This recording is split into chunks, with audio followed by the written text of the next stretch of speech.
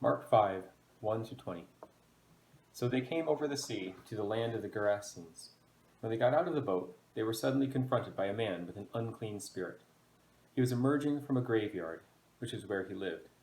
No one had been able to tie him up, not even with a chain.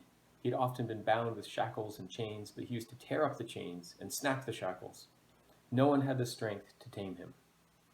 On and on, night and day, he used to shout out in the graveyard and on the hillside and slash himself with stones.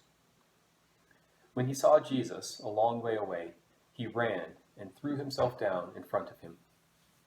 "Why you and me, Jesus?" he shouted at the top of his voice. "Why you and me, Son of the high God? By God, stop torturing me." This last because Jesus was saying to him, "Unclean spirit, come out of him." "What's your name?" Jesus asked him. "Legion," he replied. "That's my name. There are lots of us." And he implored Jesus not to send them out of the country.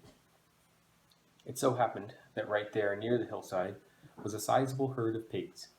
They were grazing. "Send us to the pigs," begged the spirits, "so that we can enter them." So Jesus gave them permission. The unclean spirits came out and went into the pigs. The herd rushed down the steep slope into the sea, about 2,000 of them, and were drowned. The herdsmen fled.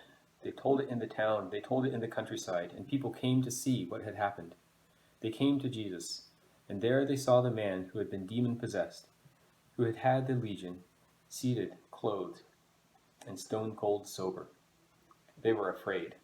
The people who had seen it all told them what had happened to the man and to the pigs, and they began to beg Jesus to leave their district. Jesus was getting back into the boat when the man asked if he could go with him. Jesus wouldn't let him. "Go back home," he said. "Go to your people and tell them what the Lord has done for you. Tell them how he had pity on you." So he went off and began to announce in the 10 towns what Jesus had done for him. Everyone was astonished. Grant us, good Lord, to reach out for your help, no matter how appalling things may seem. Give us your healing and hope at every level of our lives.